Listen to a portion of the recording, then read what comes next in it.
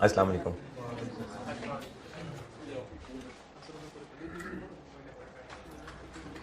ज़रूर शरीफ पढ़ लें।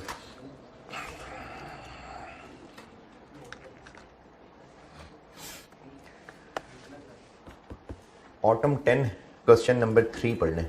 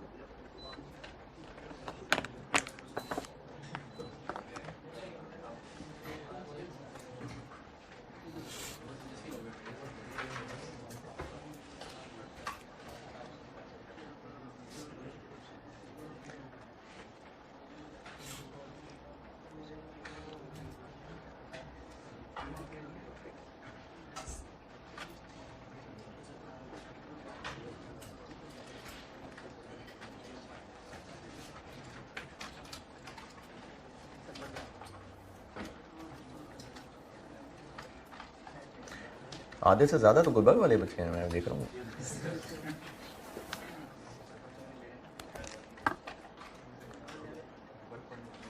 है क्या हो गया? नहीं यार,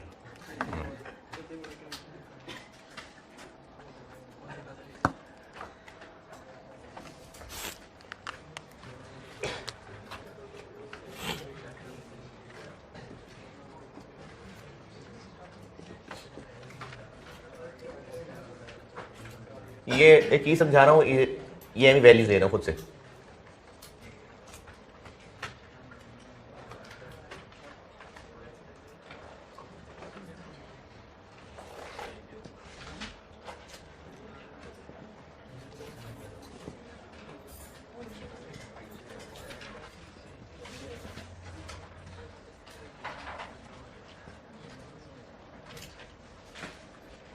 ये मैंने ऐसी खुद से वैल्यूज लिखी हैं, एक बात समझानी है।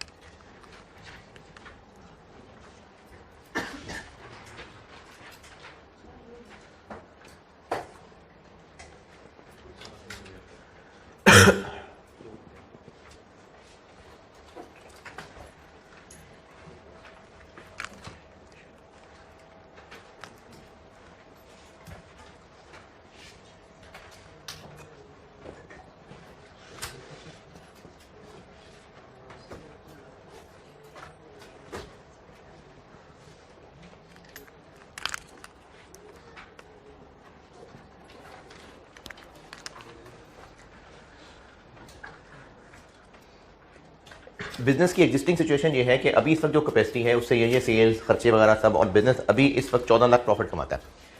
मैनेजमेंट ने प्लान किया है कि एक नया प्लांट लगाएं जिससे कैपेसिटी बढ़ जाएगी, और उस कैपेसिटी से बढ़ के अब कंबाइंड सिचुएशन ये हो जाएगी। पहले फिक्स कॉस्ट इतनी होती थी, अब इतनी हो जाएगी। सवाल ये पूछा है कि ये जो मजीद 4 लाख का प्रॉफिट कमाना है, इस मजीद इस एक्स्ट्रा 4 लाख के प्रॉफिट के लिए कितने यूनिट्स और बेचने पड़ेंगे? तो लाल वाली सेल पूछी है कि नीली वाली सेल्स? इस 4 लाख एक्स्ट्रा प्रॉफिट कमाने के लिए कितने मजीद यूनिट्स बेचने पड़ेंगे? तो लाल वाली सेल्स या नीली वाली सेल्स? लाल वाली सेल्स। और इसके फार्मूले में फिक्स कॉस्ट क्या यूज करेंगे? 165,000 या 25,000? जिनको 25 नजर नहीं आ रहा, ये इनका डिफरेंस 25, तो 25 वाली यूज करेंगे, क्योंकि हम इस वक्त सिर्फ इस एडिशनल इंक्रीमेंटल एक्स्ट्रा वाले कॉलम की बात कर रहे हैं कि 4 लाख प्रॉफिट और कमाने के लिए मजीद कितने यूनिट्स बेचने पड़ेंगे। जब बात ही इसकी हो रही है तो इधर खर्चा भी वो आना चाहिए जो एक्स्ट्रा होगा। ये जो इस सवाल का डाटा है, इसमें यह कहा हुआ है कि एग्जिस्टिंग प्लांट तो चलो जो है सो है, मैनेजमेंट ने सोचा है कि इसकी कैपेसिटी बढ़ा देंगे। पहला पैराग्राफ पढ़ रहा हूं, इसकी कैपेसिटी बढ़ा देंगे 3 मिलियन खर्च करके, यानी नया प्लांट 3 मिलियन का आएगा। However the capacity of a machine would have to be increased at a cost of 3 million. उसके अलावा टेबल में कॉस्ट पर यूनिट वगैरह दी हुई है। फिर रिक्वायरमेंट में पूछा हुआ है कि मैनेजमेंट 4.5 मिलियन का इंक्रीज चाहती है, इंक्रीज, तो कितने यूनिट्स बेचने पड़ेंगे। एग्जिस्टिंग प्रॉफिट किधर है, सवाल अगर पढ़ लिया हो, जाग रहे हो तो अभी इस वक्त बिजनेस का एग्जिस्टिंग प्रॉफिट किधर है, यानी ये कहाँ बताया सवाल में, नहीं बताया। सवाल में कोई ऐसी इंफॉर्मेशन नहीं है जिससे एग्जिस्टिंग प्रॉफिट पता हो, सिर्फ इतना पता है कि एक्स्ट्रा 4.5 कमाना चाहते हैं, और डेटा भी सारा इस वक्त ये नए प्लांट की इंफॉर्मेशन पूरी है। तो इस सवाल की requirement, compute the sales quantity required to achieve a targeted increase of 4.5 million. ये वाली सेल्स पूछी है कि ये वाली, एक्सपेंशन वाली सेल पूछी। जो कल क्लास में सवाल किया था एक, ऑटम 18 गालिबन, या शायद उससे पहले किया होगा, उसमें था कि पिछले साल का पैट 90 मिलियन था और मैनेजमेंट चाह रही थी कि इसको 26 मिलियन बढ़ाएं, 36 मिलियन। 90 एग्जिस्टिंग था और मैनेजमेंट चाह रही थी कि 36 मिलियन को 36 मिलियन बढ़ाना है। उसमें और इस सवाल के करने में क्या फर्क है। उसमें 90 मौजूद था और 36 की इंक्रीज चाहिए थी, तो अगले साल में टारगेट प्रॉफिट तक पहुंचना हो तो क्या करें, तो इसलिए 126 की मेहनत की थी। इसमें आपको ये डेटा ही नहीं दिया और पूछा भी सिर्फ इतना है कि कितने यूनिट्स बेचें कि ये इंक्रीज हासिल हो जाए। तो कल वाले सवाल में ये वाला डेटा यूज करना था, इस वाले सवाल में ये वाला डेटा यूज करना। पहचान एग्जिस्टिंग प्रॉफिट ही नहीं बताया हुआ। पिछले सवाल में एग्जिस्टिंग प्रॉफिट बताया था और पूछा भी ये नहीं था कि बताएं ये 36 मिलियन इंक्रीज के लिए कितने बेचें, बस पूछा था कि टारगेट प्रॉफिट के लिए क्या करें। तो ये बताया हुआ था, इंक्रीज भी बताई थी, इसलिए हमने ये वाला सारा काम किया था। लेकिन इस सवाल में ये नहीं बताया और पूछा भी सिर्फ इसका हुआ है कि अगर 4.5 मिलियन इंक्रीज लानी हो तो कितने यूनिट्स बेचें। तो ये सवालों में फर्क है। तो इस सवाल को करने के लिए हम लोग यहां पर डाटा भी यही वाला यूज कर रहे होंगे, फिक्स कॉस्ट भी ये यूज कर रहे होंगे, ये वाली नहीं। ये फर्क, चलें इसको सॉल्व कर लेते हैं।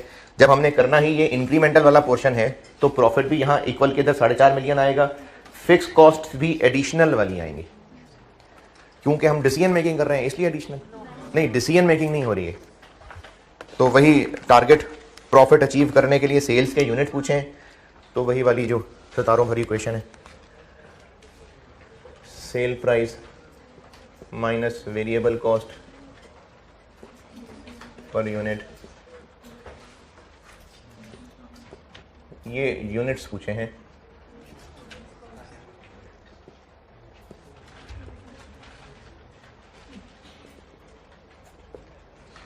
अब इसमें हमें ये पता है, ये टैक्स है सवाल में। तो अब ये जो टैक्स दिया हुआ है और 4.5 मिलियन भी आफ्टर टैक्स है, तो हमें इसको पीबीटी बनाना पड़ेगा। तो ये बन जाएगा 4500 डिवाइडेड बाय, ठीक है। और इधर क्या क्या पता है,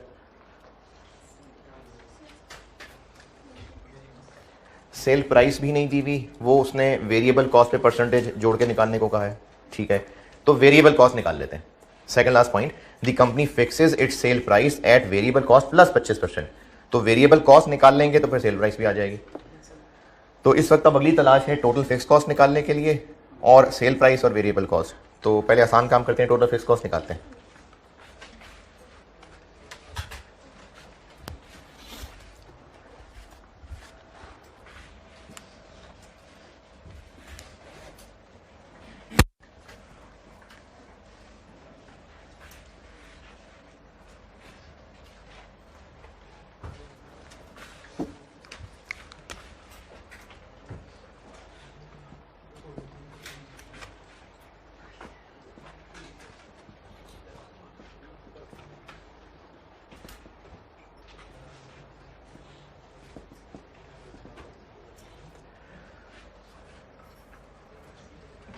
टोटल इंक्रीमेंटल फिक्स्ड कॉस्ट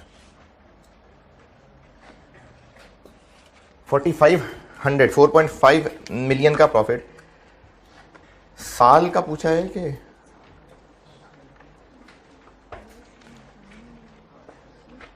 हाँ जी, ये साल का सवाल कर रहे हैं हम के प्रॉफिट आफ्टर टैक्स इनफैक्ट साल की ही चीज़ है, तो हमें फिर फिक्स कॉस्ट भी एक साल की करनी पड़ेगी कैलकुलेट। फिक्स कॉस्ट ढूंढते हैं सवाल में कहाँ कहाँ है। पॉइंट नंबर 1 2 3 डेप्रिसिएशन आ जाएगी, तो कितनी एग्जिस्टिंग प्लांट की नहीं, एग्जिस्टिंग प्लांट की डेप्रिसिएशन नहीं निकालनी नहीं, क्योंकि हम एक्स्ट्रा वाली फिक्स कॉस्ट ले रहे हैं। लेकिन ऊपर टॉप पे जो नया मजीद प्लांट खरीदना पड़ेगा उसकी होगी डेप्रिसिएशन, तो उसकी कॉस्ट 3 मिलियन है, उस 3 मिलियन पे लगेगा 10%, 3 लाख। जो एग्जिस्टिंग प्लांट है उसकी जो हर साल डेप्रिसिएशन हुआ करती है वो तो एग्जिस्टिंग फिक्स कॉस्ट हो गई, हम इंक्रीमेंटल वाली फिक्स कॉस्ट ले रहे हैं, तो वो जो नया प्लांट आएगा उसकी depreciation incremental fix cost. Point 4, अभी इस वक्त फिक्स्ड ओवरहेड्स हुआ करते हैं 1.5 लाख, नया प्लांट आएगा तो दीज विल इंक्रीज टू 170,000, तो हम 20,000 लेंगे। और मैनेजमेंट एस्टीमेट कर रही है कि इस पूरी फैक्ट्री में ये जो नया प्लांट वाला काम हो रहा होगा ये बस 20% जगह घेर रहा होगा जी। तो इस 20% का क्या करें, कुछ भी नहीं है, 20% जगह घेरे, 25% या 50%, फिक्स कॉस्ट तो फिक्स कॉस्ट होती है पूरी, तो इसलिए इस 20% जगह घेरने का कुछ भी नहीं करना, हमने पूरी फैक्ट्री के फिक्स्ड ओवरहेड्स लेने हैं। अब ये जो नई मशीन आएगी ये रखने में कितनी जगह लेगी, जितनी मर्जी जगह ले, तो हमने लेने हैं कि ये जो बढ़ के 170 हो जाएंगे, तो जो 20,000 का डिफरेंस आएगा ये हमने यूज करना है। अदर फिक्स कॉस्ट हो जाएंगी 20,000, लेकिन वो पर मंथ है 240,000 और बस, तो टोटल फिक्स कॉस्ट हो गई 540,000।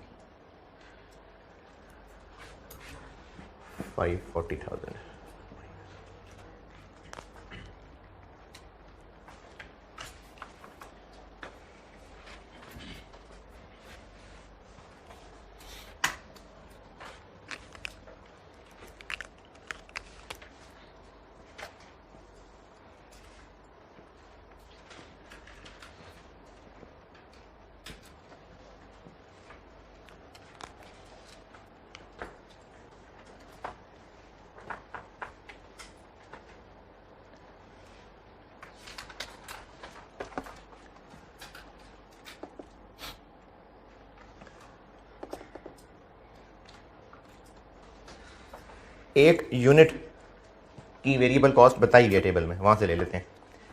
एक तो इस यूनिट को बनाने के लिए मटेरियल लगता है, जो मटेरियल इनपुट होता है, 1.3 इंपोर्टेड लगता है, जो कि 750 रुपये किलो होता है, 975, और आधा किलो लोकल लगता है जो कि मिलता है 150 का। फिर इसके अलावा लेबर काम करती है एक यूनिट के लिए 2 घंटे 300 पर आवर वाले, और इसी तरह से इन्हीं 2 घंटों के लिए वेरिएबल ओवरहेड होते हैं 200 रुपये।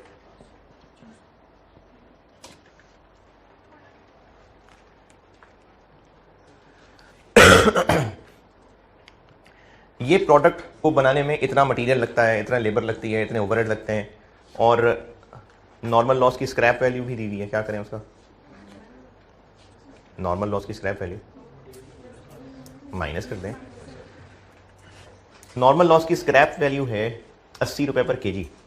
पॉइंट नंबर 2, 80 रुपये पर केजी, तो कितने के नॉर्मल लॉस 80 रुपये पर केजी है,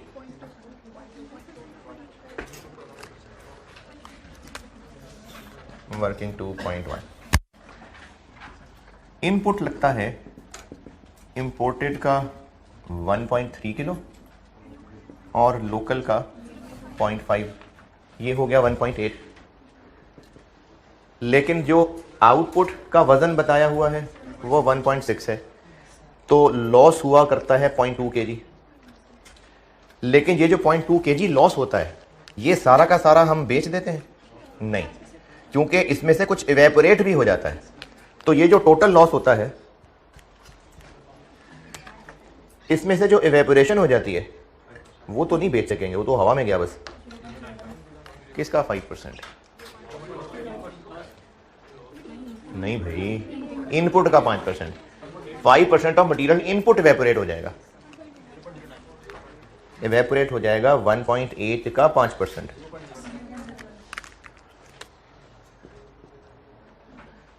वन 1.8 किलो का इनपुट होगा, जो प्रोडक्ट बचेगा वो इतने किलो का हुआ करेगा, यानी वजन 0.2 आया, इतना इवेपोरेट हो जाएगा। और ये जो इवेपोरेशन बताई है 5% इसकी नहीं है, इनपुट का 5% है।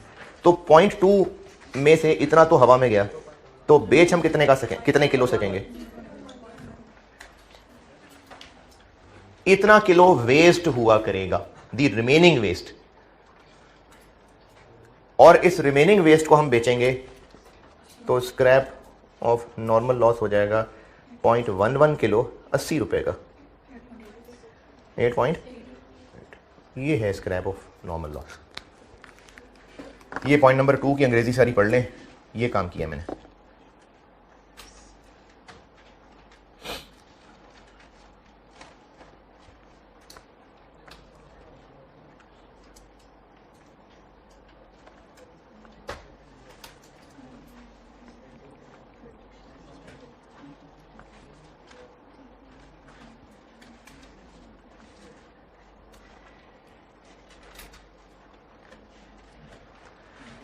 तो एक यूनिट की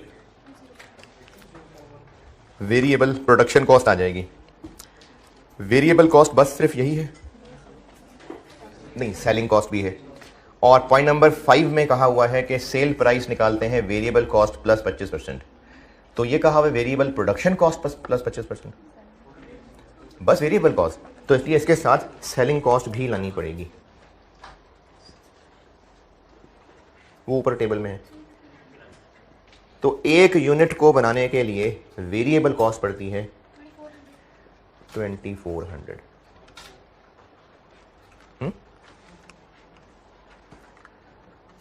है, ये पॉइंट में आना चाहिए। 0.2।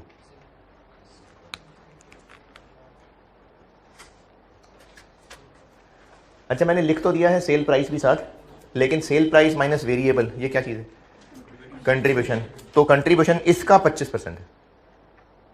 सेल प्राइस होती है वेरिएबल कॉस्ट प्लस 25। किसका 25? कॉस्ट का। तो बस इसका 25% ले लेंगे, वही कंट्रीब्यूशन है। सेल प्राइस होती है वेरिएबल कॉस्ट प्लस 25%। तो वेरिएबल कॉस्ट का 25% के सेल प्राइस का 25%। सेल प्राइस फिक्स होती है एट वेरिएबल कॉस्ट प्लस 25। तो कॉस्ट का 25%, तो बस ये कॉस्ट आ गई ना, तो इसका 25% लेंगे तो वो कंट्रीब्यूशन ही होगा। तो इसलिए दो लाइनें अगर लगानी है तो लगा सकते हैं कि इस पे पहले ऐड करके सेल प्राइस निकालें, फिर वहां ब्रैकेट में सेल प्राइस लिखें, माइनस ये करें, तो निकालना तो कंट्रीब्यूशन ही है ना। तो इसका 25% ही कंट्रीब्यूशन है, तो इसका 25% ही ले लेते हैं। इसका 25% 600.05। ये आ रही लाइन नजर? जी जी, क्या हुआ? क्या किया? ये वेरिएबल कॉस्ट आ गई, इस पे एतराज है। सेल प्राइस कैसे निकालें? प्लस 25%। इसका 25% लेके इसमें ऐड कर दें, सेल प्राइस आ जाएगी, वो आ जाएगी 3000.25। ये इसका 25% लिखा हुआ मैंने, इसमें ये ऐड कर दें तो सेल प्राइस बन जाएगी ना।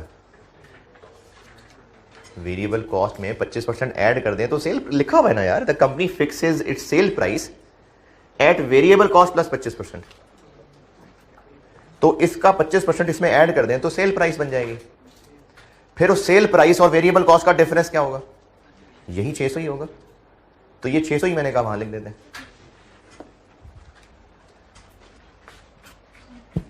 तो ये sale price minus variable cost की बजाय ये 600 ही इधर लिख देते हैं, 600.05। चलिए बस ये यूनिट्स निकल आएंगे यहां से।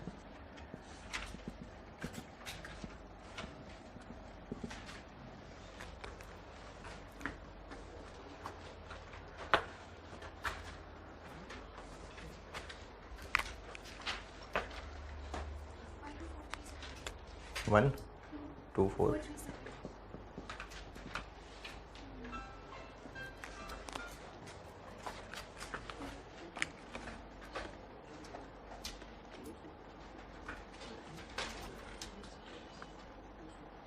सही है।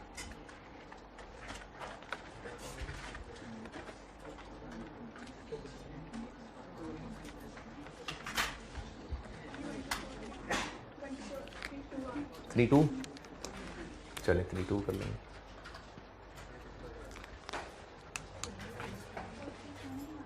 कह भी नहीं आ रहा।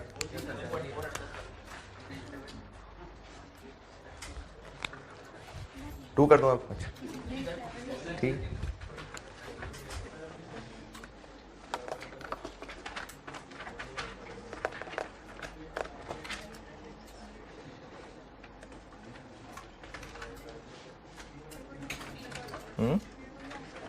टू कर दूँ?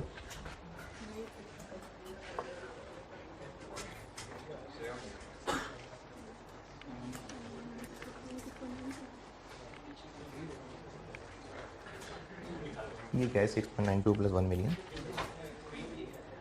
3.92 इंटू 1 मिलियन क्या है जी? क्या है ये? पूरा नहीं होगा ना, ये राउंड ऑफ किया होगा आपने, आपने राउंड ऑफ किया होगा इसलिए फर्क आ रहा है।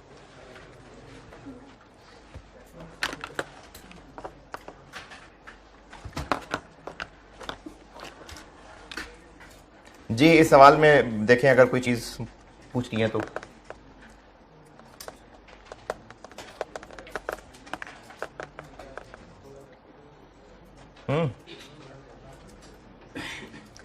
चलें इसका एडवांस वर्जन देखें, जो मैं बोर्ड पे नहीं कर रहा लेकिन उस पर जो मेन पॉइंट है वो गाइड कर रहा हूँ बस। वो है ऑटम 16 क्वेश्चन नंबर 5।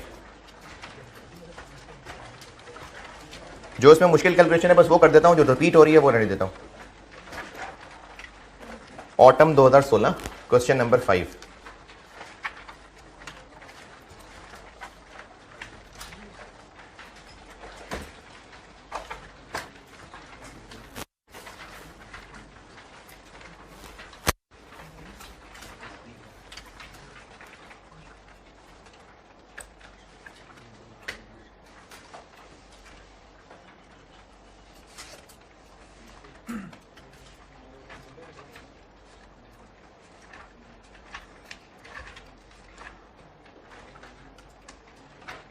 सवाल ढूंढ लिया तो पढ़ लें।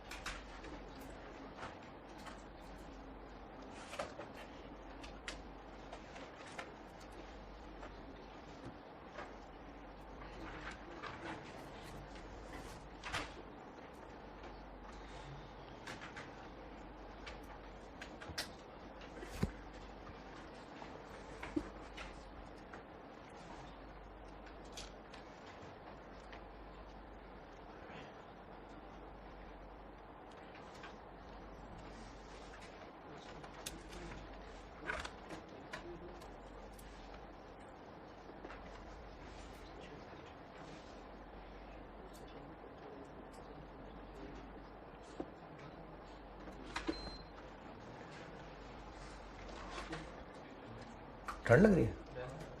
मुझे तो अभी भी गर्मी लग रही है। ये कूलिंग कर रहा है? नहीं ये है ही सर, ख़राब है मेरे ख्याल में, ये चलता ही नहीं है।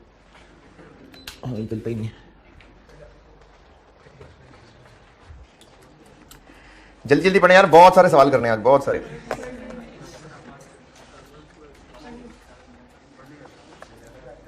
पढ़ा है सीरियसली, क्योंकि मैं सवाल सॉल्व नहीं कर रहा, सिर्फ आपको इससे रिलेट करके गाइड करूंगा और जो एक मुश्किल कैलकुलेशन है बस वो बोर्ड पे करूंगा। और आप इसको अपने रजिस्टर पे तो लिखा ही है, तो साथ फिर ये लिखिएगा कि लेक्चर 103 में तकरीबन कोई आधा घंटा आगे ये मैंने डिस्कस किया था, ताकि जब आप कभी अगर कभी इसका दिल करता है आपका अगस्त के एंड में सॉल्व करने का, तो गाइडेंस के लिए आप ये लेक्चर सुन सकें, क्योंकि करना आप नहीं है, जब भी कभी किसी ने करना हुआ तो बिल्कुल इसी का ही एक थोड़ा सा एडवांस वर्जन है, इसलिए इसको मैं ज़बानी गाइड कर रहा हूँ। पढ़ लिया तो मैं बात करूँ? हाँ जी पढ़ लिया। इस वक्त जो कैपेसिटी है उसमें मुख्तलिफ क्लीनिंग केमिकल्स बनाता है ये कंपनी आइडल केमिकल्स, मुख्तलिफ क्लीनिंग केमिकल्स बनते हैं। अभी इस वक्त जो प्लांट है वो पूरा यूटिलाइज नहीं हो रहा। जो अभी इस वक्त आइडल कैपेसिटी है, मैनेजमेंट ने सोचा है कि एक और नया केमिकल लॉन्च करते हैं हम, Z13 नाम का। वो Z13 एक नए प्लांट पे लाके बनाएंगे? नहीं, एग्जिस्टिंग प्लांट को ही यूज करेंगे। तो इसमें ये बात तो गई, नया प्लांट नहीं आना, एग्जिस्टिंग पे ही काम होना, तो ये लाइन इस जैसी लाइन तो गई। Z13 को बनाने की इजाजत के लिए हर महीने 160,000 फीस पे किया करेंगे, ये फिक्स कॉस्ट आ जाएगी। 160,000 इंटू 12 करके ये एक फीस आ जाएगी। बाकी डाटा बाद में, रिक्वायरमेंट पे आते हैं।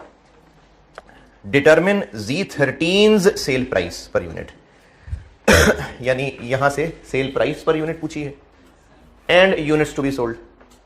क्या करने के लिए? If IC intends to earn an incremental profit before tax of 10 million from its sale. तो ये सारा वो लाल वाला डाटा कैलकुलेट करना है कि नीला वाला डाटा? सिर्फ लाल वाला इंक्रीमेंटल, क्योंकि कहा है कि सिर्फ Z13 की अगर सेल करके मजीद 10 मिलियन कमाना चाहें तो सिर्फ ये इंक्रीमेंटल, यानी इसी तरीके से सवाल सॉल्व होगा। सवाल की रिक्वायरमेंट पढ़ के ये इंक्रीमेंटल वाली बात आ रही है समझ, तो हमें इस वक्त सिर्फ और सिर्फ एडिशनल चीजें लेनी पड़ेंगी, एडिशनल फिक्स कॉस्ट। इसलिए एग्जिस्टिंग प्लांट की डेप्शन नहीं आएगी। अच्छा, वो एडिशनल फिक्स कॉस्ट में एक तो ऊपर वो 160,000 आ गया, फिर इसके अलावा पॉइंट नंबर किधर गया, पॉइंट 7, सेल्स कैंपेन लॉन्च करनी पड़ेगी, उसके लिए 3.5 मिलियन जाएगा, तो ये एडिशनल फिक्स कॉस्ट हो गई। फिर एग्जिस्टिंग प्लांट की डेप्रिसिएशन है पॉइंट नंबर 6, प्लांट की डेप्रिसिएशन। ये Z13 उसी प्लांट का 20% हिस्सा यूज किया करेगा, तो डेप्रिसिएशन का 20% लेना नहीं, पूरे प्लांट की डेप्रिसिएशन पहले भी होती है, प्लांट की डेप्रिसिएशन अब भी होती है, तो इसलिए एग्जिस्टिंग प्लांट की डेप्रिसिएशन इंक्रीमेंटल फिक्स कॉस्ट नहीं है, तो इसलिए डेप्रिसिएशन नहीं यूज करनी। और फिक्स कॉस्ट कोई नहीं है सवाल में, एक वो ऊपर लाइसेंस वाली है 160,000 पर मंथ, और दूसरा ये जो सेल्स कैंपेन का करना है। और हाँ यही है। तो टोटल फिक्स कॉस्ट में दो चीजें आ गई, सेल्स कैंपेन वाली और वो जो 160 है। अब वेरिएबल कॉस्ट पर यूनिट, इस सवाल में एक मजीद फनकारी ऐड की कि सवाल की रिक्वायरमेंट में पूछा है सेल प्राइस पर यूनिट और एनुअल यूनिट्स। यूनिट क्या है इस सवाल में? क्या चीज बेचते हैं? Z13 का क्या बेच, Z13 का किलो है, गज है, स्क्वायर फीट है, बॉटल्स बेचते हैं।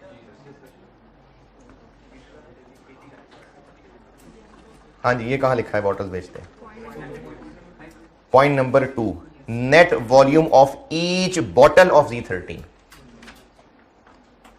तो प्रोडक्ट इसमें बॉटल है, तो सवाल की रिक्वायरमेंट में जो पूछा है annual units to be sold, bottles to be sold,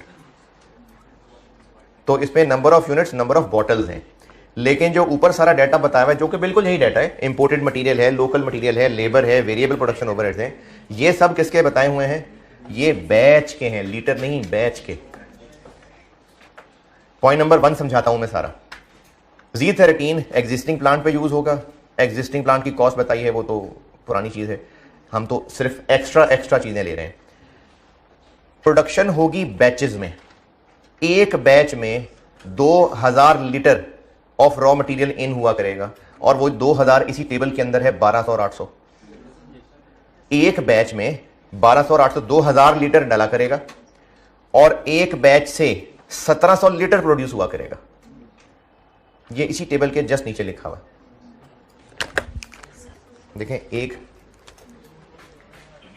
batch में इन होगा 2000 लीटर्स, और जो आउटपुट होगा वो 1700 लीटर होगा। लेकिन ये तो लीटर है, हमने तो बॉटल्स बेचनी है। एक बॉटल में 1.25 लीटर होते हैं। जब इसको 1.25 से डिवाइड करेंगे तो नंबर ऑफ बॉटल्स आ जाएंगे। कितनी? 1360। अब इसका रिलेशन देखें, आपको सारा डाटा दिया हुआ है बैच, एक बैच का, और वो डाटा बिल्कुल इसी शक्ल में ही है, material imported, local, labour, variable overheads. इस सब को कैलकुलेट करेंगे और इसमें से वो स्क्रैप भी माइनस करेंगे, सेलिंग कॉस्ट नहीं, क्योंकि सेलिंग कॉस्ट पर बॉटल है। सेलिंग कॉस्ट है पॉइंट नंबर 5। पॉइंट नंबर 5 यार, जाग रहे हैं ना? बहुत सवाल करने आज। पॉइंट नंबर 5 है, क्या करूं?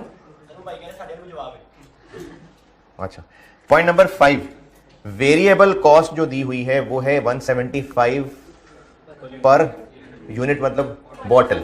तो इसलिए इन खर्चों में जो कि एक बैच के खर्चे हैं उसमें हम इसको नहीं मिलाएंगे। तो अब इस कैलकुलेशन में से सेलिंग कॉस्ट फिलहाल निकल जाएगी, एक बैच के सारे खर्चे आ जाएंगे। लेकिन हमें अल्टीमेटली कहां तक पहुंचना है? कॉस्ट पर बॉटल तक। तो एक बैच के सारे खर्चे लिखेंगे, स्क्रैप भी इसी ही के अंदर है। जब ये आंसर निकल आएगा तो ये एक बैच का खर्चा होगा। एक बैच से बॉटल कितनी बनती हैं? 1360। तो इसको 1360 से डिवाइड करेंगे तो फिर वेरिएबल कॉस्ट पर बॉटल बनेगी। ये ऑलरेडी पर यूनिट है ये वाला सवाल, इसीलिए इसमें सेलिंग कॉस्ट जो कि पर यूनिट थी ऐड कर दी। सवाल है उसी अप्रोच का ही कि इंक्रीमेंटल प्रॉफिट निकालना है, सेल प्राइस दी नहीं हुई है, बिल्कुल लास्ट में कहा हुआ है कि मैनेजमेंट चाहती है 40% मार्जिन कमाएं, तो है बिल्कुल उसी स्टाइल का सवाल। लेकिन फर्क यह है कि आपको इस सवाल में जो बोर्ड पे है ये सब कुछ पर यूनिट ही दिया हुआ था। प्रोडक्शन कॉस्ट भी पर यूनिट थी, सेलिंग कॉस्ट भी पर यूनिट थी, इसलिए सबको इकट्ठे ही कर लिया, उसी पे फिर वो मार्जिन यूज करके सेल प्राइस निकाल ली। इस सवाल के अंदर ये जो प्रोडक्शन वाली चीजें हैं ये एक बैच की दी हुई हैं, तो इनको आप सब ऐसे ही कैलकुलेट करेंगे, लीटर इंटू 1200 लीटर इंटू 1500 रुपए, 800 लीटर इंटू 900 रुपए, 4000 आर्स इंटू 165 रुपए, 4000 आर्स इंटू 120 रुपए। ये नीली वाली चीजें ऐसे ही कैलकुलेट होंगी, लेकिन ये जो कैलकुलेशन हो रही होगी ये एक बैच की कैलकुलेशन हो रही होगी।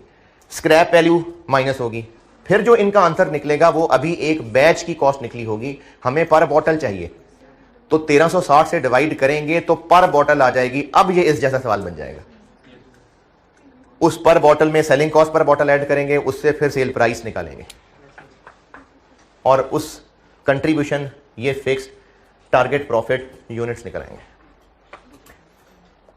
ओके, वेस्टेज वाली कैलकुलेशन कर देता हूं आपको। पॉइंट नंबर 1, टेबल के नीचे वाला पैराग्राफ।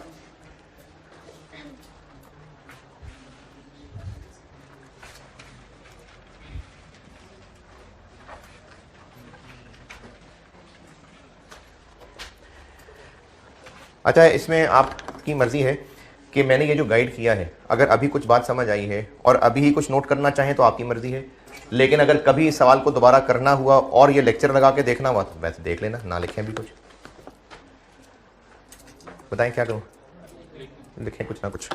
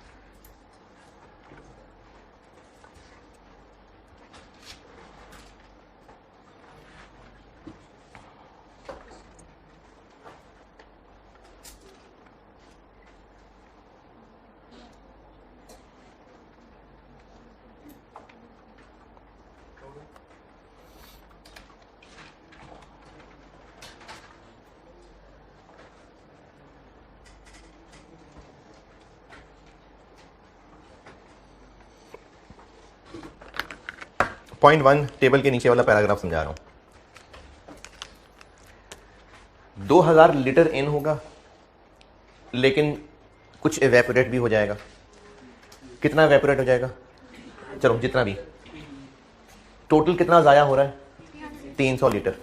इस 300 लीटर में से कुछ एवेपोरेट भी होगा, लेकिन इसको शायद धूप में खुश्क करके या वैसे किसी प्रोसेस में खुश्क करके इससे 225 किलो की एक चीज़ निकलेगी। इस 300 लीटर में कुछ एवेपोरेट भी होगा, लेकिन जो बाकी रह जाएगा उसको ड्राई करके इतने किलो वेस्ट बन जाएगा। ये लीटर है, ये किलो बन जाएगा। फिर एक और प्रोसेस में इसको इन करेंगे। उस प्रोसेस से एक वैक्स बनेगी। वैक्स, हाँ जी। और ये वैक्स जो बनेगी ये बिकेगी 400 पर किलो। और ये सारी इस वक्त जो बात हो रही है ये एक बैच का डाटा है कि जो एक बैच में से एक बैच, क्योंकि हम लोग सारी कैलकुलेशन जहां एक बैच की कर रहे हैं ना, तो जो इसका आंसर निकलेगा वही आंसर यहां से लेस होना है। उसको मजीद कोई पर बॉटल वॉटल नहीं करना। ये सारा डाटा एक बैच का है, तो इससे जो भी आंसर निकलना है वही आंसर एज इट इज यहां से लेस हो जाना है। जाग रहे हैं, बहुत सारे सवाल करना, जागते रहना। इस 300 लीटर से 225 किलो का एक वेस्ट बनता है, उसको एक प्रोसेस से गुजार के एक वैक्स बनती है जो 400 रुपए किलो बिकती है। 400 रुपए इंटू 225 किलो, इसके किलो, ये वैक्स है जो 400 की बेचनी है। अब ये वैक्स के कितने किलो बनते हैं? इस प्रोसेस में 2% ऑफ आउटपुट। प्रोसेस कॉस्टिंग में कोई एक आधा सवाल ऐसा हमने किया था जिसमें परसेंटेज जो लॉस बताई हुई थी वो परसेंटेज ऑफ आउटपुट कही हुई थी। इसमें से लॉस होता है तो ये बनता है, और इसका 2% लॉस होता है, यानी ये 100 है, तो फिर वो 102 है। इसमें से लॉस होगा, ये बनेगा, इसका ये आउटपुट हो गया, इसका 2% लॉस है, आउटपुट का 2%। एक स्प्रिंग 10 स्मार्ट प्रोसेसिंग का सवाल डिस्कस किया था मैंने, वो मुझे इससे परसेंटेज से ज्यादा आ गया। यहां 2% लॉस है, लेकिन वो 2% ऑफ इनपुट नहीं है, 2% ऑफ आउटपुट है, तो फिर ये 100 है।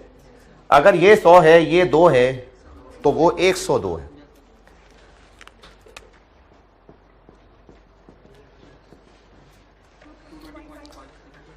$220.59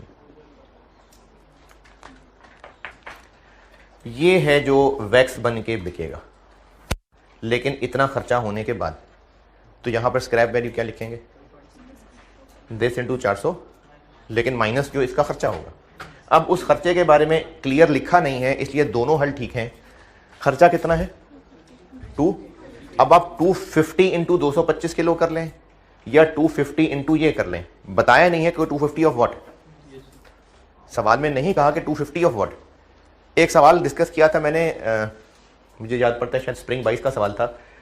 उसमें जो चीज़ बनती थी उसकी सेल प्राइस बताई हुई थी। एक पड़ा हुआ मटेरियल था जो कन्वर्ट हो रहा था एक और मटेरियल में, तो जिस मटेरियल में कन्वर्ट हो रहा था उसकी सेल प्राइस बताई हुई थी और कन्वर्जन कॉस्ट लिखा हुआ था इतने रुपए ऑफ इनपुट। तो इस 250 के बारे में नहीं बताया है कि 250 को इससे मल्टीप्लाई करना है या इससे मल्टीप्लाई करना है। दोनों में से जो मर्जी कर लें, ठीक है। आई कैप ने वैसे इससे किया हुआ है, ठीक है, क्योंकि बताया थोड़ी है 250 किसका। तो अब यहां जो स्क्रैप वैल्यू माइनस होनी है वो होनी है ये इंटू 400 रुपए, माइनस 250 इंटू ये करना है, चाहे वो भी ठीक है, इंटू ये करना है तो वो भी ठीक है। इंटू ये क्यों? क्योंकि प्रोसेस इन होगा तो उस पर खर्चा आएगा ना। तो 250 रुपए इंटू ये भी ठीक है, 250 रुपए इंटू ये भी ठीक है। अब जो आंसर बनेगा ये वो आंसर है। ये इसमें एक कैलकुलेशन की थोड़ी सी मुश्किल चीज थी, बाकी बिल्कुल इसी पैटर्न का सवाल है, बस बैच से बॉटल्स में आना पड़ेगा।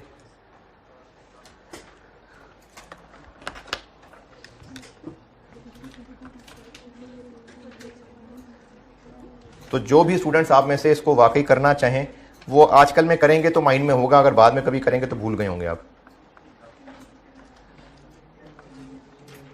बाकी फिर भी मजीद किसी ने किया और मसला आया तो फिर पूछ लेना।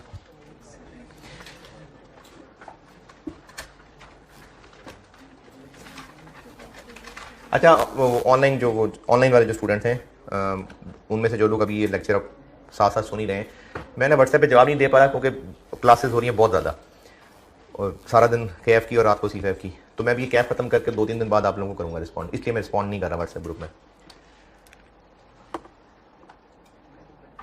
ऑटम 16 डन है, क्या हो गया? नहीं, वो ऑनलाइन वाले ग्रुप में ना वो 200-250 मैसेज ऊपर पेंडिंग आ रहा होता है, तो मैं उसको खोलता ही नहीं अभी कि वो सारे फिर इधर उधर स्किप हो जाएंगे। तो आप लोग जो फनकारियाँ लगाते हैं वो मुझे नज़र आ जाती है तो मैं रिस्पॉन्ड कर देता हूँ। कौन है वो जो शायर? उसामा सत्तार। अच्छा, जज्बाती हो गया था यार।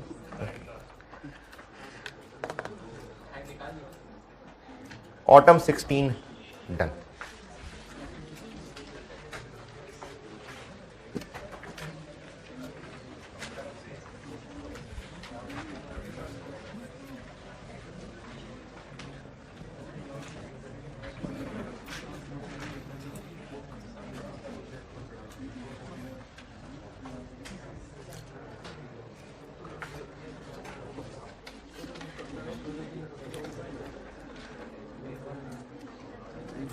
ये टारगेट सेटिंग जो पढ़ा रहा हूँ ये सब वही ब्रेक इवन वाले उसी इक्वेशन पे ही चल रहा है। एक सवाल इसका और करता हूँ और बस फिर ये बहुत है, और फिर CVP का लास्ट पोर्शन जो मैंने बनाया हुआ था कि मुख्तलिफ एक्शंस का इम्पैक्ट, एक सवाल और करके फिर ये वाली क्लास एंड कर लेता हूँ। आप सांस ले लें लंबे लंबे।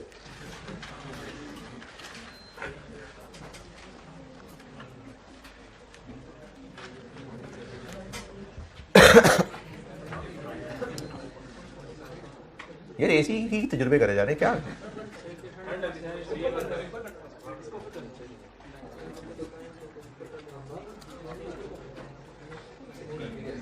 Autumn 19 question number 1। Autumn 19 question number 1, सितंबर 2019 क्वेश्चन नंबर 1।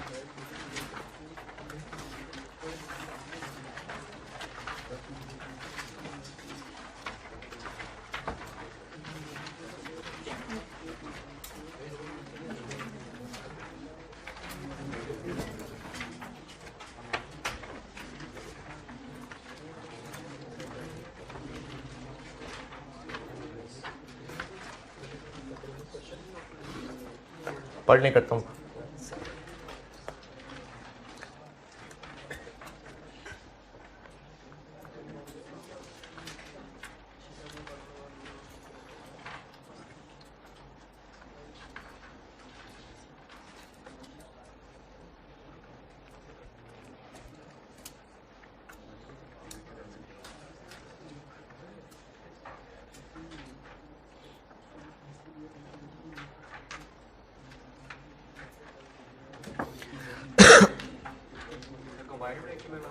जी चलो ज़बरदस्त है, इतना तो पता लग गया। इसका अंदर सवाल पहचाना जाता है CVP का।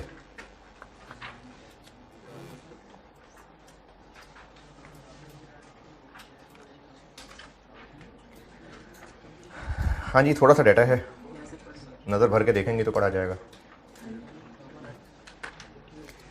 पार्ट A तो सिंपली ब्रेक इवन है, कर मैं वैसे वो भी देता हूँ। पार्ट B इसकी अच्छी इक्वेशन है, मैं पार्ट A बहरहाल फिर भी कर तो रहा हूँ। दो प्रोडक्ट्स हैं, कारपेट्स और रग्स हैं। रग्स होते हैं ये जो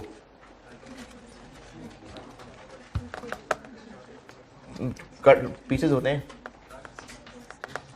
क्या मिसाल है, मैट टाइप समझ लें। हाँ, ये नहीं, कारपेट तो कालीन हो गया, कालीन के बच्चे होते हैं, छोटे छोटे से पीसेस होते हैं। नहीं, वो मैट तो खैर वो तो मैट है, ये टेबल के नीचे रखे होंगे, यानी पूरा है। हाँ, मतलब जानमाज का साइज आप बड़ा कर लें तो ये रग्स होते हैं। तो एक प्रोडक्ट कारपेट है, एक प्रोडक्ट रग्स है, और इन दोनों की सेल प्राइस पर यूनिट दी हुई है, दोनों का कंट्रीब्यूशन पर यूनिट भी कंट्रीब्यूशन रेशो भी बता दी। ये है टेबल के नीचे वाला डाटा। दोनों की per unit sale price available है, दोनों की कंट्रीब्यूशन परसेंटेज अवेलेबल है, यानी दोनों की वेरिएबल कॉस्ट पर यूनिट भी है। क्योंकि सेल प्राइस है 75% और 80% कर लेंगे तो 75-80 कहाँ से आ गया, एक की 25 है, एक की 20 है, तो पीछे कॉस्ट रहेगी 75 और 80। तो सेल प्राइस पर यूनिट भी है, वेरिएबल कॉस्ट पर यूनिट भी है। और ऊपर टेबल से 1 साल का डाटा है, तो वहाँ से हमें फिक्स कॉस्ट भी शायद निचोड़ने में कुछ ना कुछ गाइडेंस मिली होगी, फिक्स कॉस्ट भी निकल सकती है। रिक्वायरमेंट में पूछा हुआ है कि ब्रेक इवन बता दें और मार्जिन ऑफ सेफ्टी बता दें।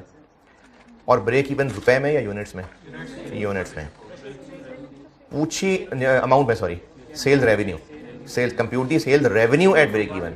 तो ब्रेक इवन पूछा है अमाउंट में, लेकिन फार्मूला यूनिट्स वाला लगाना पड़ेगा, क्योंकि ऊपर जो रेशो दी हुई है वो यूनिट्स वाली है। अच्छा, वैसे ये कहाँ लिखा है यूनिट्स वाली रेशो? असल में सेंटेंस जिस तरह का है ना कि carpets and rugs would be sold in the ratio of 1:4, कि कारपेट और रग्स बेचे जाएंगे, तो ये यूनिट्स की बात हो रही है। तो ये 1:4 यूनिट्स की रेशो है, इसलिए ब्रेक इवन का फार्मूला यूनिट्स वाला लगेगा। बाद में फिर उसको अमाउंट में तोड़ लेंगे, अमाउंट में ले आएंगे, लेकिन फार्मूला यूनिट्स वाला लगेगा। तो मल्टीपल प्रोडक्ट्स है, ये पता चल रहा है सवाल में, तो ब्रेक इवन पूछा है, तो ये मल्टीपल प्रोडक्ट वाला ब्रेक इवन आ गया।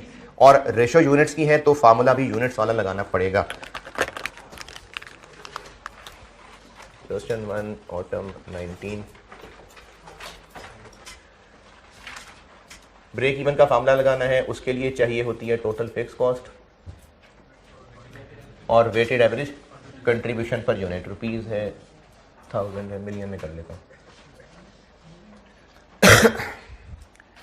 टोटल फिक्स कॉस्ट निकालते हैं।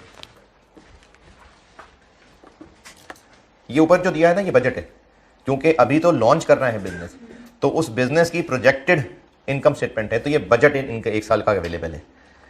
तो इसमें कहां से निकालें फिक्स कॉस्ट? नहीं नहीं, वो तो ब्रेक इवन पे होती है ना। ऊपर जो टेबल दिया हुआ है वो ब्रेक इवन थोड़ी दिया हुआ है, वो तो एक बजटेड है। ऊपर टेबल में कहां है भाई फिक्स कॉस्ट?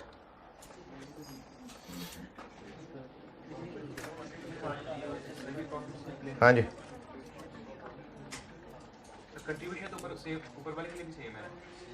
कंट्रीब्यूशन ऊपर वाले के लिए भी सेम है। फिर बिल्कुल ठीक है, जो ऊपर आपको डाटा दिया हुआ है, आपको ये जो कंट्रीब्यूशन परसेंटेज दी हुई है, इससे वेरिएबल कॉस्ट निकल सकती है ना, लेकिन भाई वो तो पर यूनिट है ना।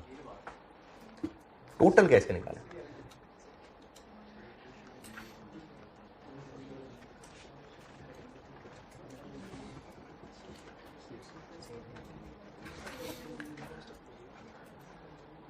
हाँ जी, देखें, ब्रेक इवन निकालना है तो टोटल फिक्स कॉस्ट चाहिए। टोटल फिक्स कॉस्ट ऊपर सवाल में जो कॉस्ट ऑफ गुड्स सोल्ड दी हुई है या ऑपरेटिंग एक्सपेंसेस दिए हुए हैं, उनमें है कहीं छुपी हुई, लेकिन कितनी है पता नहीं। अच्छा, अगर टोटल में से हम वेरिएबल कॉस्ट जो है माइनस कर दें तो बाकी फिक्स कॉस्ट आ जाएगी, लेकिन वेरिएबल कॉस्ट तो तब माइनस करें जब ये पता हो कि जो ऊपर इनकम स्टेटमेंट है वो कितने यूनिट्स बेचने की इनकम स्टेटमेंट, क्योंकि आपको जो वेरिएबल कॉस्ट दी हुई है ना नीचे पैराग्राफ में, वो पर यूनिट दी हुई है। तो ऊपर बजटेड इनकम स्टेटमेंट कितने यूनिट्स बेचने की बनी हुई है, उससे मल्टीप्लाई करेंगे तो टोटल वेरिएबल कॉस्ट निकलेगी। और क्या करें उस टोटल वेरिएबल कॉस्ट का? ऊपर टोटल में से जो एक 360,000 है, एक ऑपरेटिंग एक्सपेंसेस 90,000 है, ये टोटल खर्चे हैं, इनमें से वेरिएबल माइनस कर लें तो बाकी फिक्स्ड हो जाएंगे, क्योंकि उसके अलावा फिक्स का कुछ भी नहीं लिखा सवाल में। सवाल में हमें वेरिएबल की इंफॉर्मेशन दी हुई है, फिक्स्ड की नहीं है। तो हम इसी रास्ते से चल सकते हैं कि टोटल खर्चों में से वेरिएबल माइनस करेंगे तो बाकी फिक्स बचेंगे। फिक्स चाहिए क्यों? ब्रेक इवन निकालने के लिए। तो टोटल वेरिएबल कॉस्ट तो तब पता चले जब यूनिट्स पता हो। क्या करें, यूनिट्स तो नहीं पता। सेल प्राइस दी हुई है, रेशो भी दी हुई है, और पहले एक दफा इक्वेशन सिखाई थी आपको, हम इसको इक्वेशन बना के करते हैं। सेल प्राइस पता है पर यूनिट, और अगर हम अज्यूम कर लें कि टोटल यूनिट्स एक्स थे टोटल, तो इस एक्स में से कारपेट्स कितने हैं? 1/5, 1:4 है। तो इसमें से 1/5x कारपेट है। एक कारपेट बिकता है 24,000 का। ये क्या बन गया? कारपेट की टोटल सेल्स प्लस रग्स के कितने यूनिट्स इस x में से 4/5x, और एक रग बिकता है 4,000 का। ये हो गई टोटल सेल्स। ये है जो ऊपर इनकम स्टेटमेंट में 500 मिलियन की आ रही है।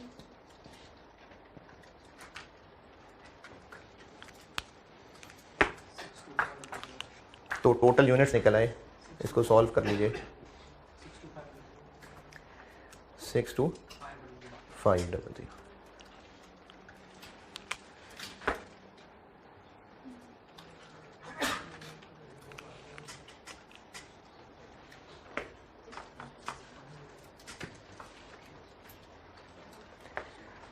इनमें से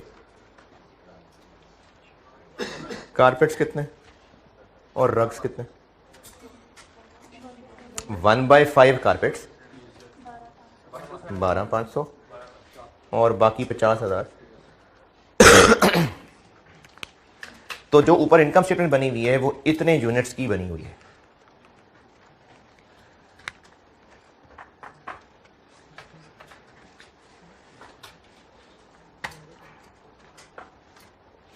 अच्छा, ये यूनिट्स क्यों निकालें? क्योंकि वेरिएबल कॉस्ट पर यूनिट है, इन यूनिट से मल्टीप्लाई करेंगे तो टोटल वेरिएबल कॉस्ट निकलेगी, उनको इन टोटल एक्सपेंसेस से माइनस करेंगे तो टोटल फिक्स कॉस्ट निकलेगी।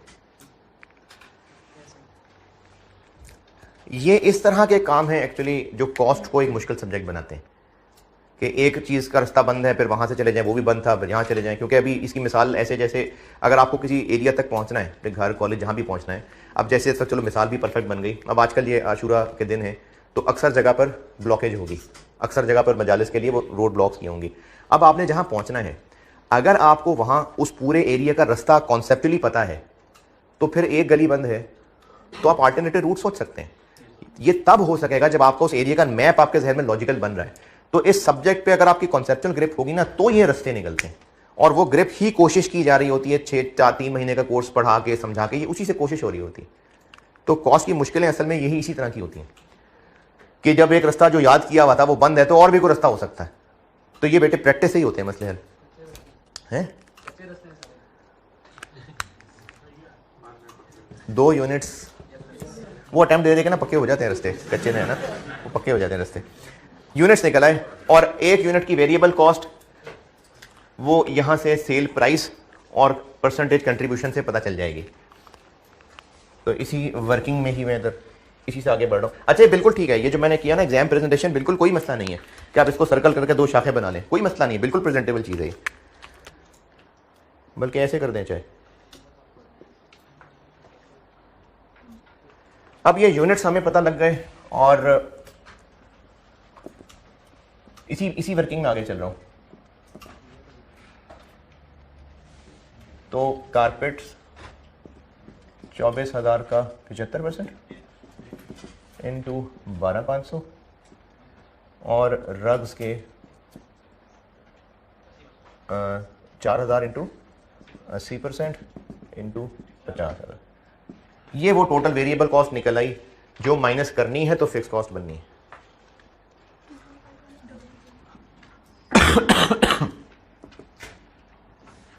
ये क्या बना? ये 75 और 80, ओके। ये 220, 225 और ये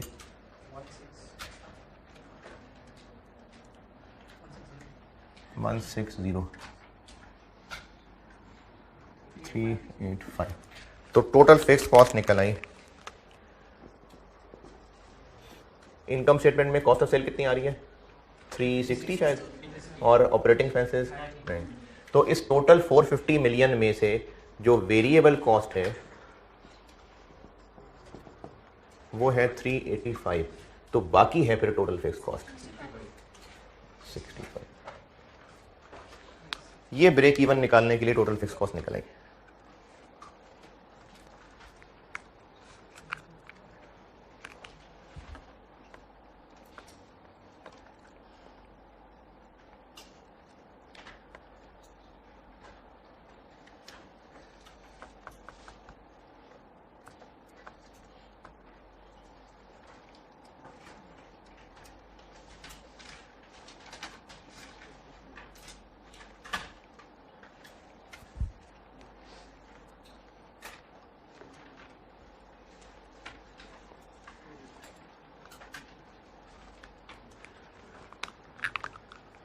टोटल फिक्स कॉस्ट तक कोई मसला मुश्किल परेशानी। अगली चीज़ ब्रेक इवन तक पहुंचना, भूल गए होंगे मल्टीपल प्रोडक्ट ब्रेक इवन निकाल रहे थे। तो अब क्या चाहिए? कंट्रीब्यूशन पर यूनिट और फिर उसका वेटेड एवरेज। ये अभी पार्ट ए के लिए ये चीज़ें तलाश कर रहा हूँ मैं। कंट्रीब्यूशन पर यूनिट, कारपेट्स और रग्स, इसका कंट्रीब्यूशन है 24,000 का 25% और इसका है 4,000 का 20%। 6000 और 800, तो weighted average contribution per unit क्या बन गया? इसको रेशो में एवरेज कर लें। 6000 का वज़न है 1/5 और 800 का वज़न है 4/5। ये किया हुआ हमने ऐसे मल्टीपल प्रोडक्ट ब्रेक इवन में किया हुआ है काम के, जो इनकी रेशो है यूनिट्स की उसके साथ इसका वेटेड एवरेज कर लिया। ये मैंने summation W X over summation W ही किया है। फिर अगले दिन सवाल में मैंने इसको इस शक्ल में भी बना दिया हुआ था 1840। ये आ गई weighted average contribution per unit. और फिक्स कॉस्ट भी है, weighted average contribution per unit भी है, तो कंबाइंड ब्रेक इवन निकल आया यूनिट्स में। टोटल फिक्स कॉस्ट 65 मिलियन, पूरा ही लिख लेता हूँ, डिवाइडेड बाय 1840, 35326 यूनिट्स आ गए। लेकिन ये कंबाइंड है, इनको तोड़ देते हैं।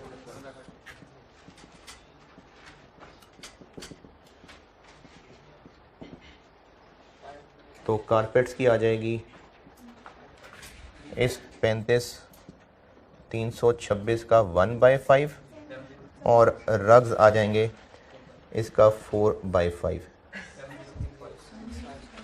7065 और 28261।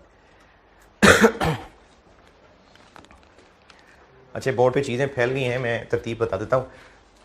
चूंकि ब्रेक इवन निकालना था तो पहले टोटल फिक्स कॉस्ट ढूंढी। टोटल फिक्स कॉस्ट नहीं पता थी तो उसको वर्किंग वन कह के ये नीचे वर्किंग वन की हुई है, ये और ये वर्किंग वन है। फिर उससे टोटल फिक्स कॉस्ट निकाली, ये टोटल फिक्स कॉस्ट आ गई। ये एक कैलकुलेशन थी टोटल फिक्स कॉस्ट की। फिर कंट्रीब्यूशन पर यूनिट कैलकुलेट की और उसका वेटेड एवरेज कर लिया, ये एक कैलकुलेशन। फिर इन दोनों को इस्तेमाल करके ये किया है आगे। और आप इससे फाइनल आंसर तक पहुंचते हैं। रिक्वायरमेंट क्या है? ब्रेक इवन रेवेन्यू, तो यूनिट्स निकल आए। अमाउंट तक कैसे पहुंचे? सेल प्राइस से मल्टीप्लाई करके। तो product wise break even revenue, carpets 7065 into 24,000 और रग्स 28261 इंटू 4000, 169.56 और 113.04। ये हो गया ब्रेक इवन रेवेन्यू। एक ये रिक्वायरमेंट थी। टोटल भी कर दें 2.6, ये ब्रेक इवन रेवेन्यू आ गया।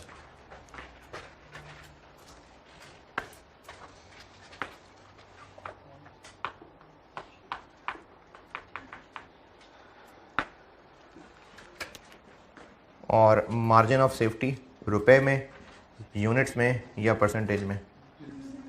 कहा हुआ है जी, कहा हुआ है। तो इसका तरीका होता है कि budgeted units minus break even units. तो बजटेड यूनिट्स वो उधर एक्स निकाले में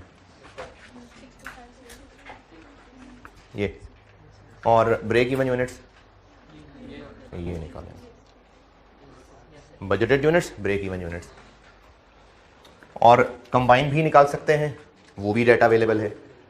प्रोडक्ट वाइज भी निकाल सकते हैं। तो जब प्रोडक्ट वाइज है ही हमारे पास, तो फिर जब है सामान तो फिर क्या मसला है। तो कारपेट भी बता देते हैं।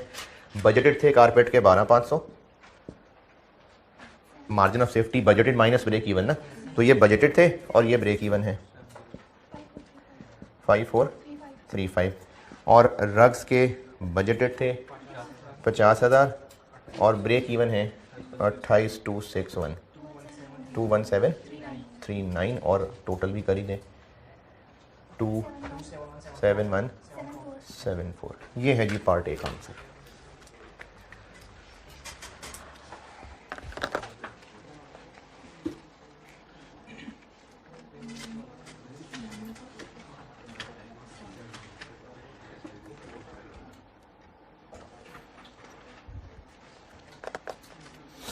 अच्छा ये नोट ज़रूर करिएगा, क्योंकि आई का जो मल्टीपल प्रोडक्ट्स है ना वो एक डिफरेंट तरह से कैलकुलेट करते हैं। आंसर तो यही है, लेकिन मैंने उसको वेटेड एवरेज से कराया है, वो एक थोड़े डिफरेंट तरीके से करते हैं, तो इसलिए इसको नोट करिएगा।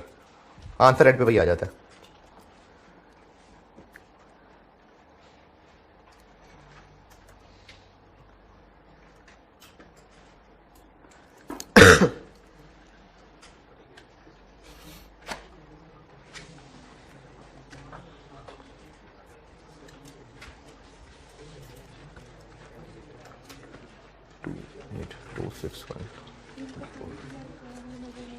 जी वो वाली लाइट वो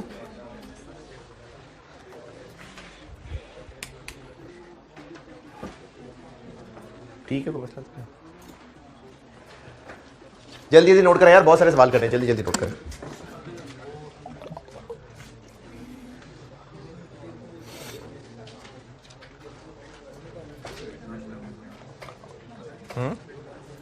नाश्ता करके स्लो हो जाएंगे यार, वरना मैं जरूर हलवा पूरी खिला देता, लेकिन आप स्लो हो जाएंगे। हैं क्या नहीं खिलाई? अरे यार उसकी तस्वीर शेयर करना बोलूँ, तस्वीरों की मैं तस्वीर शेयर कर दूंगा खजूरों की, आप ग्रुप में शेयर कर दूंगा। आप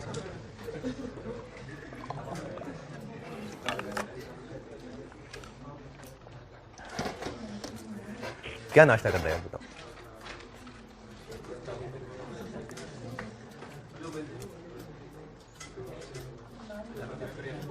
बिरयानी इस टाइम कौन बनाएगा यार? इस टाइम तो कहीं से नहीं मिलेगी बिरयानी। हैं बताओ ना यार, सीरियसली पूछो। कौम की नजरें हैं आप पे, आप कौम की उम्मीदें वाबस्ता है आपसे।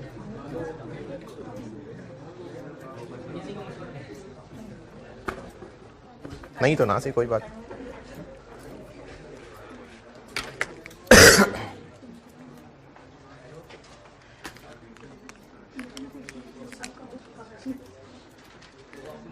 है नहीं, मर्जी मेरी तो कोई भी नहीं है। मेरी मर्जी पे ना जाए ना। नहीं बिरयानी मिलती तो नहीं है इस टाइम, मिल जाती है।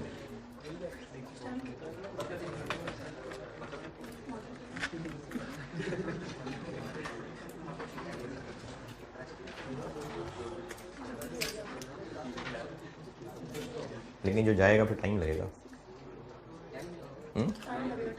कोई जाएगा और क्या है?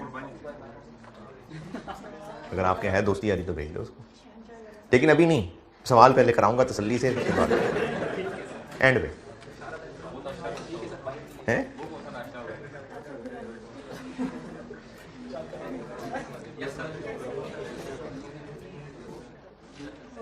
हाँ जी सारे नोटेड। पार्ट बी, ये मैंने पार्ट ए किया था अभी। Part B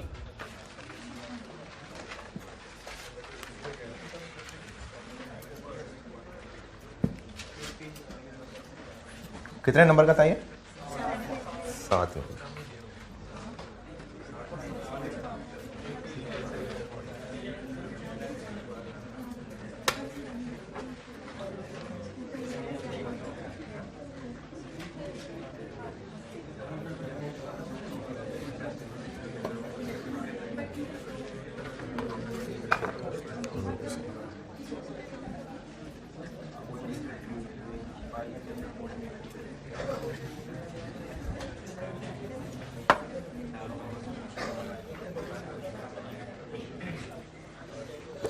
Part B.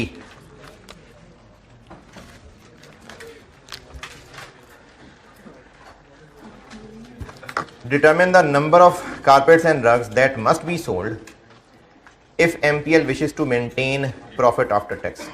कितना? मेंटेन का वर्ड तो शायद लगता है जितना पहले होता था उतना ही, अगर मेंटेन ना भी हो, मतलब अटेन कह लें, टू अचीव कह लें, कितना प्रॉफिट? सेल्स का 10%। अच्छा ये पैट की बात हो रही है, ठीक है, पैट। तो अब इसमें आपको नंबर ऑफ कारपेट्स, तो वही सितारों पर इक्वेशन निकालते हैं। Sale price minus variable cost per unit into unit sold minus total fix cost और टोटल पीबीटी। ये ढूंढना है, यूनिट्स पूछे हैं। सेल प्राइसेस भी हैं, वेरिएबल कॉस्ट भी हैं, यानी ये क्या चीज़ है, कंट्रीब्यूशन पर यूनिट। तो ये कंट्रीब्यूशन पर यूनिट है।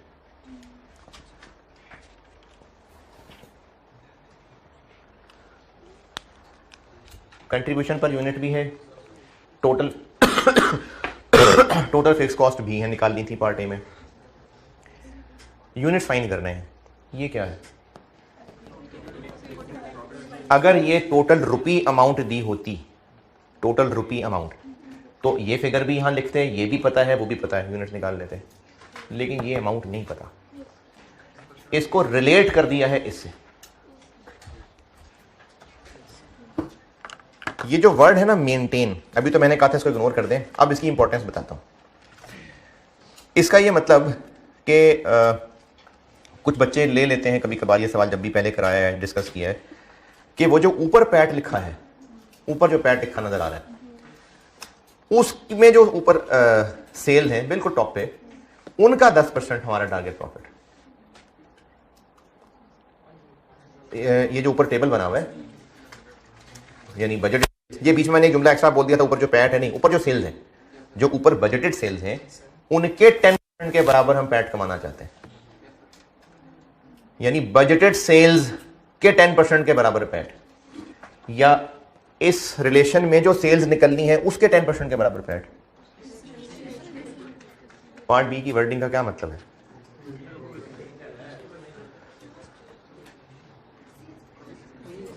हाँ जी, ये जो 10% ऑफ सेल्स कहा है, वो जो इसमें सेल्स हैं उनका 10, यानी ये उससे कनेक्टेड है, या कह रहे हैं कि वो जो बजटेड सेल्स ऊपर है उनका 10%, इसका 10%। क्योंकि जब कोई चीज मेंटेन करनी होती है ना, मेंटेन, तो वो मेंटेन तभी जरूरत होती है करने की जब हालात बदल रहे हैं और वो भी उसके मुताबिक एडजस्ट करो। जैसे अगर कहा जाए कि बिजनेस की पॉलिसी है कि वो कॉस्ट ऑफ सेल्स का 10% क्लोजिंग स्टॉक मेंटेन करते हैं, तो हर साल जितनी भी कॉस्ट ऑफ सेल होगी उसका 10% क्लोजिंग स्टॉक रखेंगे, तो मेंटेन तो तभी वर्ड यूज होगा। तो इसलिए ये जो टारगेट प्रॉफिट है, ये ऊपर बजटेड सेल्स का 10% नहीं है, इसी इक्वेशन में जो सेल्स हैं उनका 10%। पहले तो ये कंफ्यूजन अगर नहीं क्लियर हुई तो बताइए। अब यहां पर आपको ये फिगर भी नहीं पता, क्योंकि ये उस सेल का 10% है, तो सेल तो पता ही नहीं, क्योंकि यूनिट्स नहीं पता। अब अगेन एक इक्वेशन की शक्ल बन जाएगी। रिपीट करता हूं, ये इक्वेशन ना मैं खोल रहा हूं, क्या जी जी कर रहा हूं ना, रिपीट कर रहा हूं, into units minus variable cost. ये पॉइंट समझाने के लिए मैं आपको इक्वेशन खोल के दे रहा हूं, वरना तुम इसी से सवाल करें। मैं आपको ये पॉइंट समझाना चाह रहा हूं बस।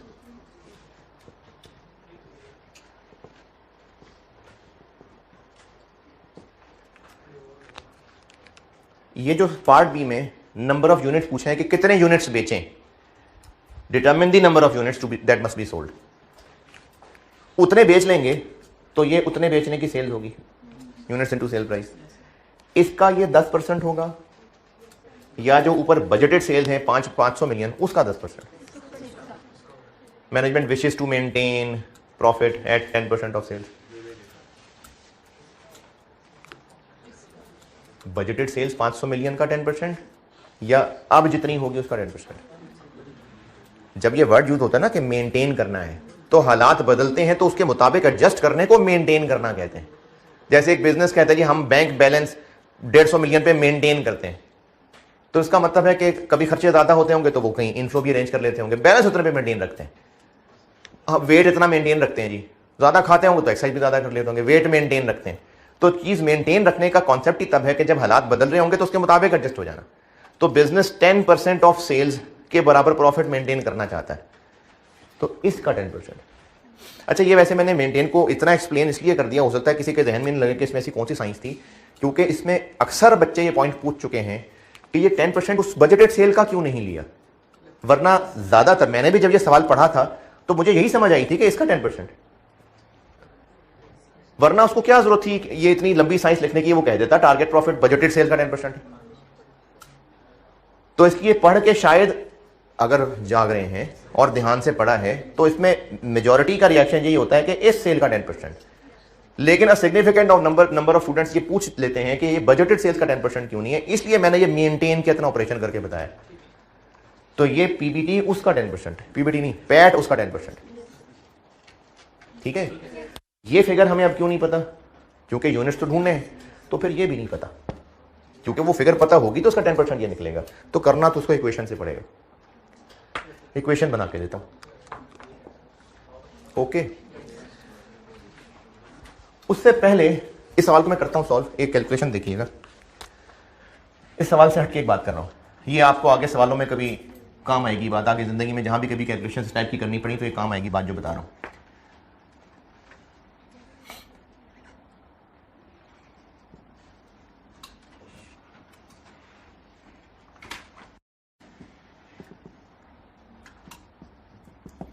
क्या बना, 4000 और 1000 ना।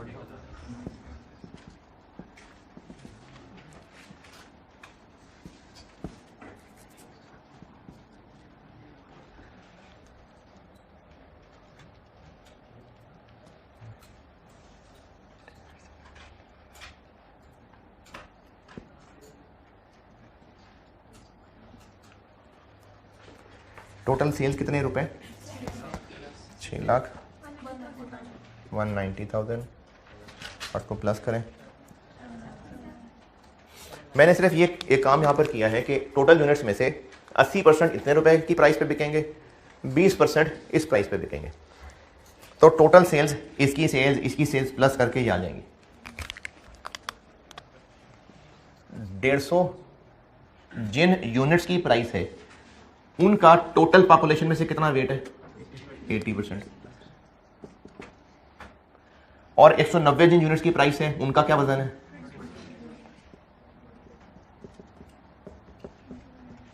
इसका जो आंसर आएगा वो क्या होगी चीज, क्या नाम दें उसको, वेटेड एवरेज सेल प्राइस। अभी इससे पहले जब मैंने पार्ट ए सॉल्व किया था तो कंट्रीब्यूशन पर यूनिट और इस तरह वेट्स के साथ एडजस्ट किया था, तो वो क्या बन गया था, weighted average contribution per unit. पहले मल्टीपल ब्रेक इवन में एक की सीएस रेशो उसका वेट, दूसरे की सीएस रेशो उसका weight, weighted average CS ratio. अभी इस वक्त मैंने क्या लिखा है, एक की सेल प्राइस दूसरे की सेल प्राइस उनके वेट्स, तो वेटेड एवरेज सेल प्राइस बन गई। वेटेड एवरेज का वर्ड ना भी लें तो एवरेज सेल प्राइस बन गई। कितनी बनी, 150 पॉइंट। बस 5000 यूनिट्स को इससे मल्टीप्लाई कर लें,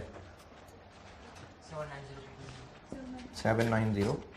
ये क्या हुआ है, क्या बताना चाह रहा हूं मैं, ये जादू दोनों बराबर क्यों आ गए।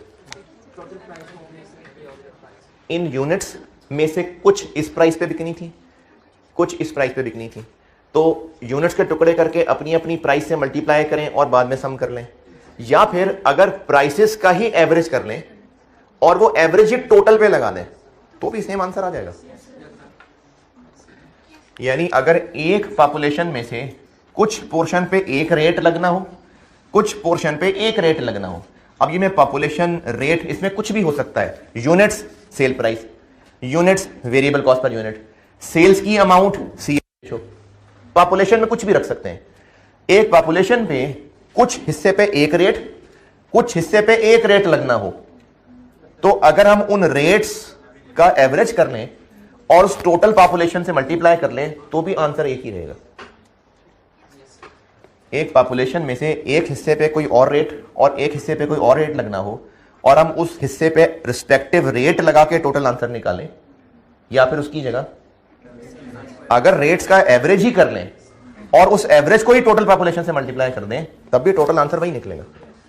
ये आपको अक्सर सिनेरियोज में, ना सिर्फ कॉस्ट में, आगे भी जितने भी न्यूमेरिकल सब्जेक्ट्स पढ़ने हैं उनमें ये बात काम आएगी, समझ आएगी तो काम आएगी। तो बस अपने आप को समझाने के लिए कुछ ना कुछ इसके बारे में जरूर लिखें। अगर ये नोट करनी है तो करें, और जो उससे समझ आया है अपने आप को आइंदा समझाने के लिए लिखें।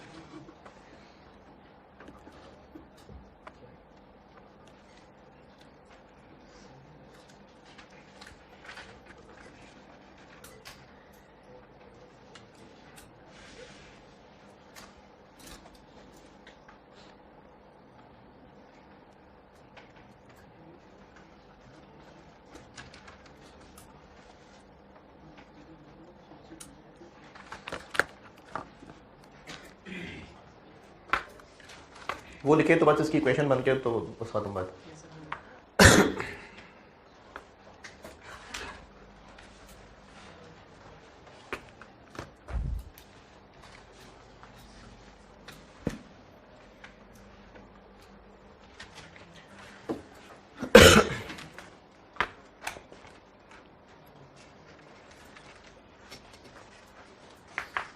हाँ जी ओके। ये कारपेट्स के यूनिट्स हैं कि रग्स के हैं? दोनों के हैं, यानी टोटल यूनिट्स। तो इनटू कौन सी कंट्रीब्यूशन पर यूनिट यूज कर लो? वेटेड एवरेज, जो पार्ट ए में निकाली हुई है।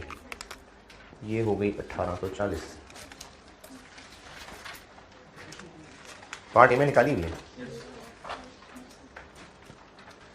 इनटू यूनिट्स पता नहीं,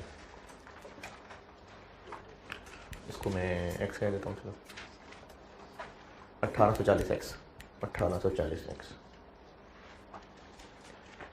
माइनस टोटल फिक्स कॉस्ट कितनी निकाली थी पार्टी में? 65 मिलियन थी।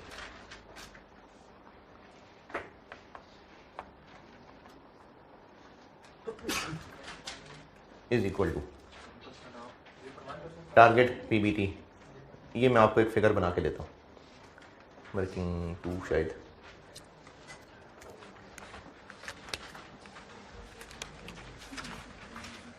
वही क्वेश्चन में भी बना सकता हूं, लेकिन वो ज़्यादा कॉम्प्लिकेटेड हो जाएगा, इसलिए अलग से लिख देता हूं। Average sale price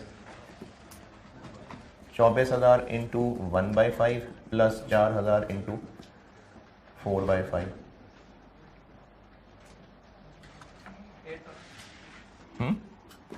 8,000।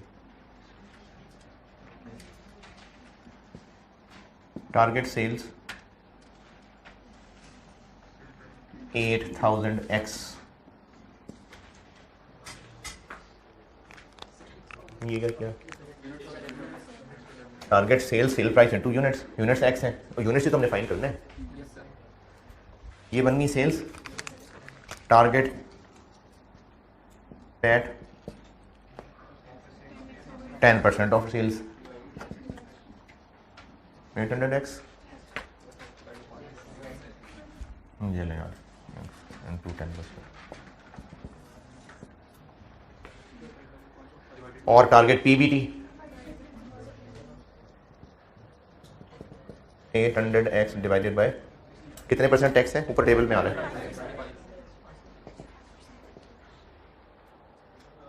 बल्कि खैर है कैलकुलेटर को करने ने। ये टारगेट पीबीटी आ गया।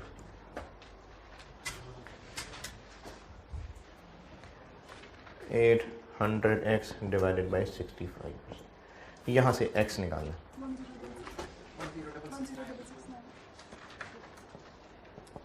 10,669 वर्किंग टू क्या की है? टारगेट पीबीटी निकालना है। अच्छा ये टोटल यूनिट्स हैं या सिर्फ कारपेट के हैं? तो किस कंट्रीब्यूशन पर यूनिट से मल्टीप्लाई करें? एवरेज से। तो ये जो x है ये टोटल यूनिट्स हैं, इनको किस सेल प्राइस से मल्टीप्लाई करूं? Average sale price. अभी जो सारी बात बताई थी एवरेज सेल प्राइस है ना, ये मैंने एवरेज सेल प्राइस निकाली। ये जो अभी सारी बात यहां समझाई थी एवरेज वाली, मैंने यही काम किया है कि टोटल यूनिट्स में से कुछ कारपेट्स हैं कुछ रग्स हैं, तो अगर उनकी सेल प्राइसेस का एवरेज कर लें और वो average sale price total unit से मल्टीप्लाई कर दें तो टोटल सेल्स ही आ जाएगी ना। मैंने ये काम किया।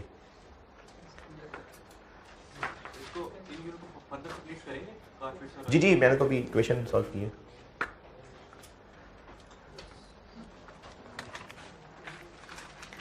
फिर सवाल की रिक्वायरमेंट है number of carpets and rugs that must be sold. ये आ गए टोटल। अब इसमें से कारपेट्स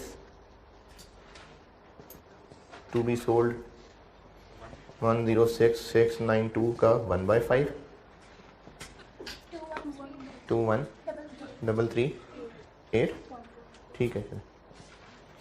और रग्स टू बी सोल्ड इसका 4/5 85,354। ये है जी पार्ट बी।